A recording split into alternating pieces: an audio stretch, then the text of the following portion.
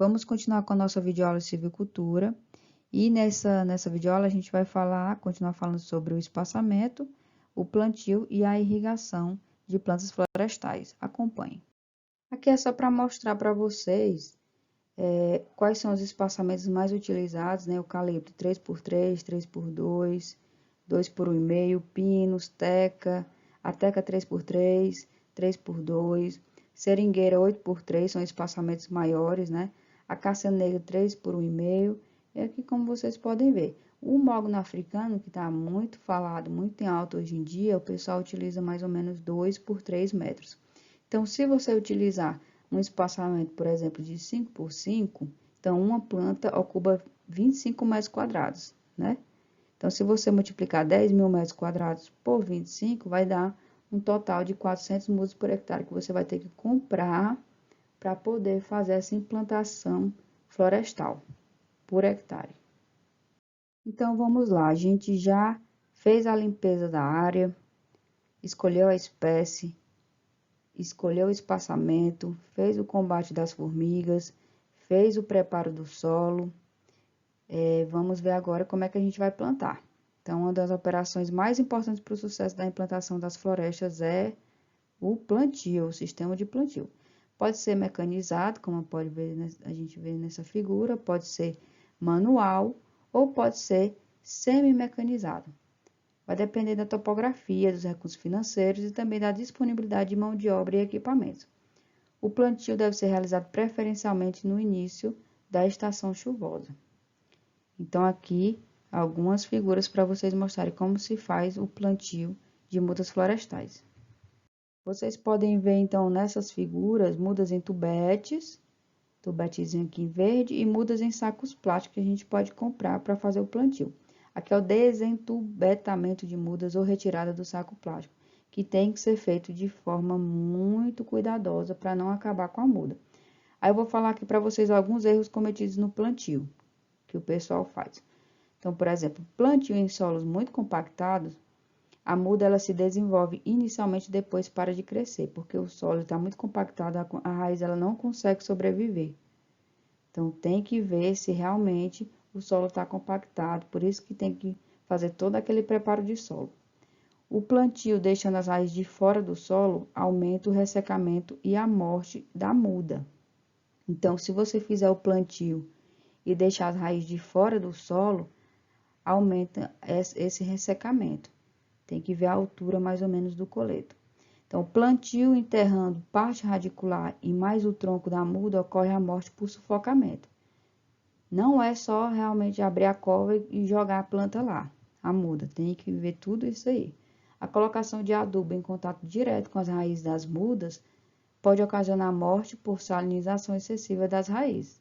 Então, se você colocar a muda dentro da cova e jogar adubo químico, mesmo no pezinho da planta, vai acontecer essa morte exatamente por salinidade. Então, tem que prestar muita atenção na hora de fazer o plantio. Você faz todas essas etapas de forma correta, aí vai fazer na hora do plantio, coisa errada, que é muito caro, né? Se você for comprar muitas mudas, você vai ter um prejuízo do tamanho do mundo. Então, como eu falei para vocês, em terrenos acidentados muito declivosos, tem que fazer a abertura de covas de forma manual e as dimensões variam com a espécie que será plantada. Por exemplo, o eucalipto utiliza 30 por 30 por 30 centímetros, aqui como pode ser ver na figura, 30 por 30 por 30, profundidadezinha, né? Teca 40 por 40, 40, aparicado do mesmo jeito, e a acácia 30 por 30 por 30.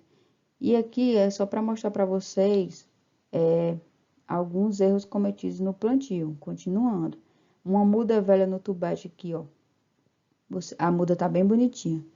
Mas aí, ela tá velha no tubete, a raiz tá desse jeito aqui. Não vai dar certo. A muda vai morrer rapidinho, porque a raiz aqui já tá morta, né, praticamente.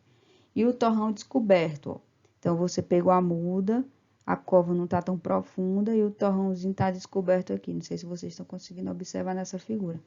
A planta ela vai ressecar e vai ter problema. Então, cuidado novamente na hora de colocar a adubação em contato direto com as raízes para não queimar e colocar gel em concentração muito maior do que a recomendada. Esse gel é o hidrogel, que eu vou falar mais na frente, que o pessoal utiliza na hora de fazer o plantio de mudas florestais.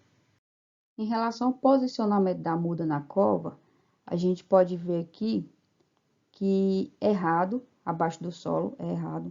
Então, a região de interface entre o sistema radicular aqui e o caule da muda é denominado como coleto, tá bom? Coleto. Então, esse coleto ele deverá ficar no mesmo nível da superfície do solo e livre de terra, como pode ser visto aqui na figura, que é o coletozinho, que é essa interface, essa região entre o sistema radicular e o caule. Então, com os pés, gente, vocês pressionam a terra para firmar a muda no solo, em que as mudas, eventualmente, quando muito altas, são tuturadas com ripas de bambu e amarradas com fitilho de sisal em forma de 8, que tem por finalidade aumentar a sustentação mecânica. Isso se a muda ela for muito alta. Então, aqui errado abaixo do solo, errado acima do solo, vai causar ressecamento. Errado tombado, vai tombar, não vai conseguir se desenvolver. E aqui de forma correta, quando o coleto está bem aqui na superfície realmente do solo. Vamos falar de uma etapa muito importante da implantação florestal, que é a irrigação. Então, a quantidade de água a aplicar é muito alta durante a irrigação, isso no plantio, né? Durante a irrigação, ela é recomendado o fornecimento de mais ou menos de 3 a 5 litros de água por muda, mas vai depender do consumo e da região. Então, por exemplo, aqui, a cana-de-açúcar, ela usa mais ou menos de 1.000 a 2.000 milímetros, enquanto que o eucalipto utiliza de 800 a 1.200, o feijão de 300 a 600. A aplicação de hidrogel no plantio ela é mais indicada, porque o hidrogel no solo visa otimizar a disponibilidade de água, como também melhorar a aeração, reduzindo as perdas por percolação e lixiviação de nutrientes. A dosagem ela varia de acordo com o tipo de solo. Por exemplo, em solos arenosos utiliza maior concentração de hidrogel, e em solos argilosos, como retém mais água, necessita então de menor teor de gel. Está aumentando o número de fabricantes no Brasil de hidrogel. Mas, afinal de contas, o que é hidrogel, pessoal? Esse hidrogel é muito utilizado na irrigação porque permite a retenção de água de irrigação por mais tempo, disponibilizando de maneira gradativa as plantas. Então, esse hidrogel é um polímero, são polímeros orgânicos que permitem a retenção de água da irrigação por mais tempo, disponibilizando de maneira gradativa, como eu já disse, absorve de 200 a 400 vezes seu peso em água e chega a aumentar em 100 vezes seu tamanho. Os polímeros sintéticos são mais utilizados, inclusive, como retentores em fraldas descartáveis. Então, aqui, como vocês podem ver na figura, sem gel, utilizando o plantio da muda, e aqui com gel. Vocês veem que a raiz, ela consegue absorver mais água e, assim, o estabelecimento dela é muito melhor. Aqui é uma muda com hidrogel, como pode ser visto nessa figura. Nessa figura, a gente pode observar um exemplo de plantio manual com aplicação de gel hidrorretentor, que aumenta essa retenção de água, e também exemplos de plantio com aplicação posterior de gel.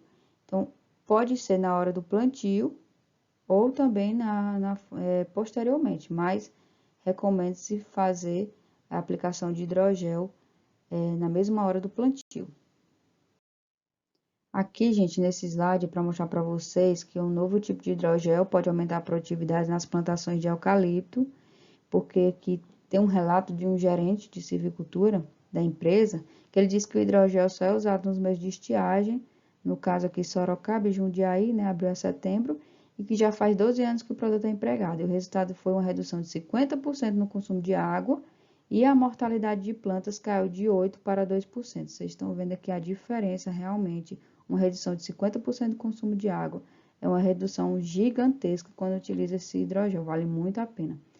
E aí, gente, o consumo de água em plantio de eucalipto, por exemplo, ele não é muito diferente do consumo de outras espécies que tenham a mesma taxa de crescimento.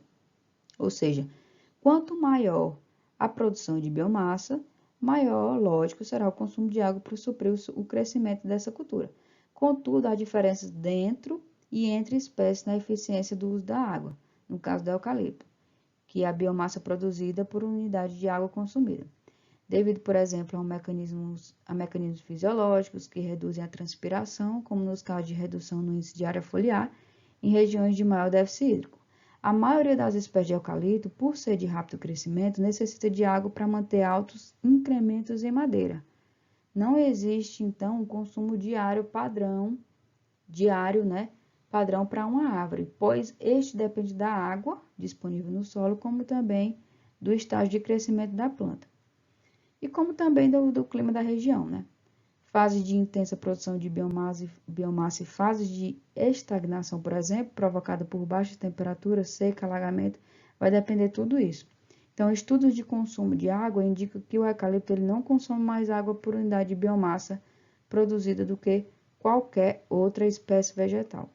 Como o povo diz que o eucalipto seca o solo, né? Que utiliza muita água. Isso aí é um mito, tá, pessoal? Nessa figura aqui, dá para observar um sistema de irrigação por gotejamento. Eu vou falar um pouco sobre os mitos e as verdades sobre o eucalipto que começaram a aparecer nas décadas de 60 e 70 do século passado, quando os reflorestamentos não apresentaram os resultados esperados quanto à produtividade. O insucesso, ele se deveu a muitos fatores.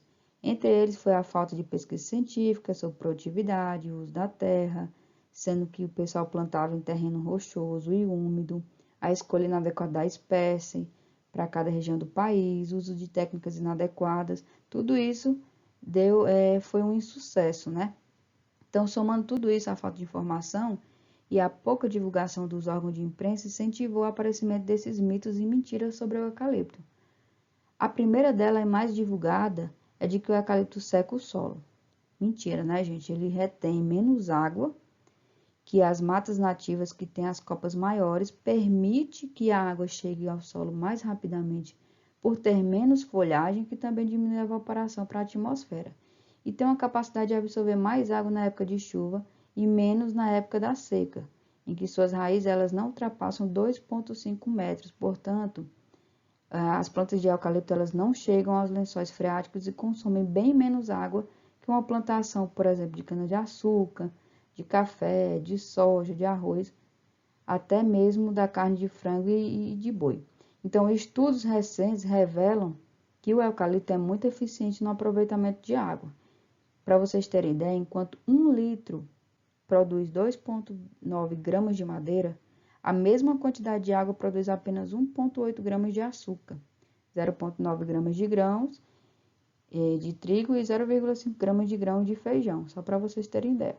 Então, a afirmação de que o eucalipto empobrece o solo também é falsa, porque quase tudo que ele retira, a planta de eucalipto devolve, porque após as colheitas, as cascas, as folhas e galhos, que possuem 70% de nutrientes da árvore, permanecem no local e são incorporados no solo na forma de matéria orgânica, além também de contribuir para o controle de erosão.